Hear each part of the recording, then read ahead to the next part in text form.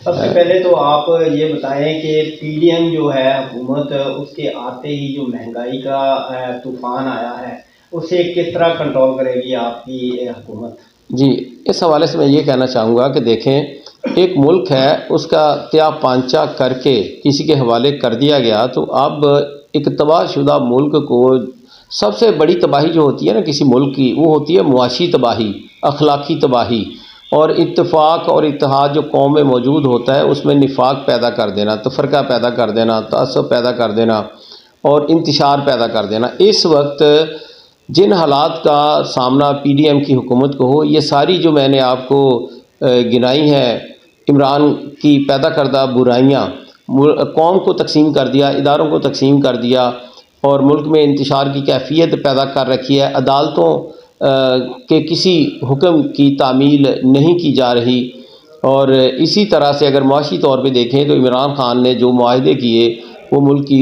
ایک اچھی خاصی مضبوط معیشت کو ہمارے دور میں جو 2018 تک تھی اسے برباد کر کے اس نے رکھ دیا۔ آئی ایم ایف کے ساتھ اس نے جو معاہدے کیے، ظاہر ہے وہ حکومت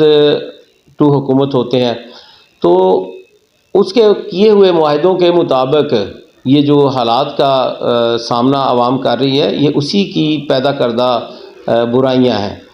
تو ان شاء اللہ تعالیٰ پی ڈی ایم جو ہے اپنی پوری کوشش کر رہی ہے کہ ہم عوام کو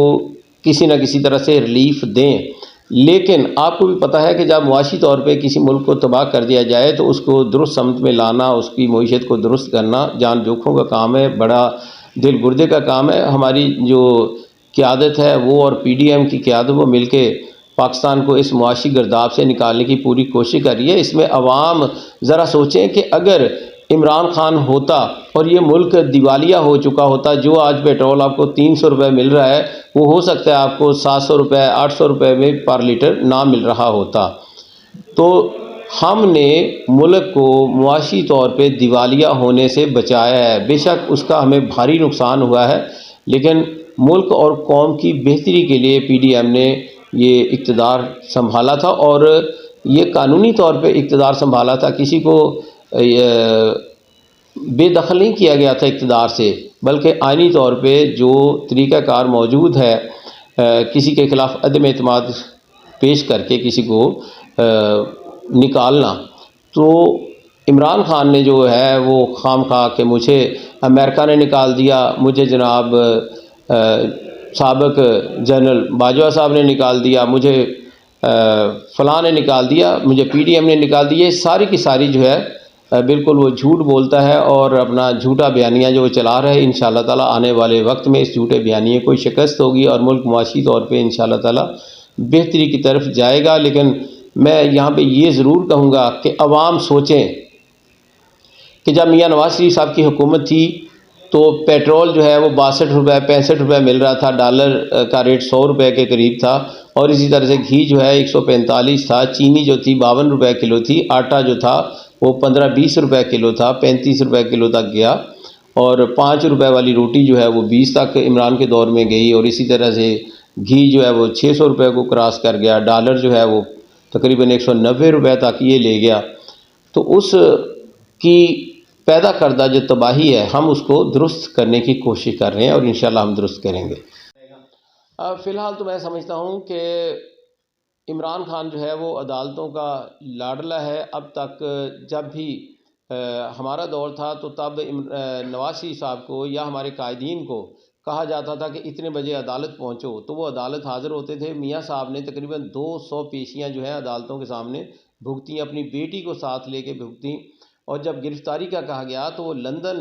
جا کے بیٹھ نہیں گیا تھا، وہ اپنی بیٹی کو ساتھ لے کے آیا، انہوں نے گرفتاریاں پیش کیں۔ اور ایک یہ بندہ ہے جس کو عدالت جو ہے وہ طلب کرتی ہے تو وہ آنے سے انکاری ہوتا ہے، پھر اسے کہا جاتا ہے جی آپ صبح 9 بجے آ جائیں، آپ جی 12 بجے آ جائیں، آپ 8 بجے آ جائیں، آپ کل آ جائیں، آپ پرسوں آ جائیں۔ یہ ہم پہلی دفعہ لاڈلے کے ساتھ عدالتوں کا جو سلوک ہے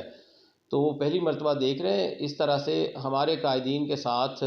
جو بیہیو ہے وہ نہیں کیا گیا تھا، ان کے ساتھ تو مجرموں والا سلوک کیا گیا تھا، اور اس کے ساتھ لاڈلوں والا سلوک ہو رہا ہے۔ تو بہرحال گرفتاری کی بات ہے، یہ تو عدالتوں کا کام ہے کہ بھئی اگر کوئی بندہ کسی بھی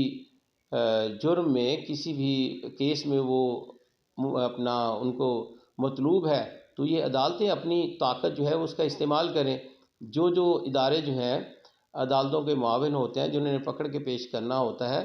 تو سب سے پہلی بات تو یہ ہے کہ عدالتیں ایسا حکم جاری کریں کہ بھئی اس کو پکڑیں. تو اس کو گرفتار کرنا کوئی مشکل کام نہیں ہے، لیکن یہ کام عدالتوں کے حکم پہ ہونا ہے. دیکھیے جی، جب ہم عوام کے پاس جائیں گے اور انشاءاللہ تعالیٰ یہ ہمارے جو ڈویژنل لیول پہ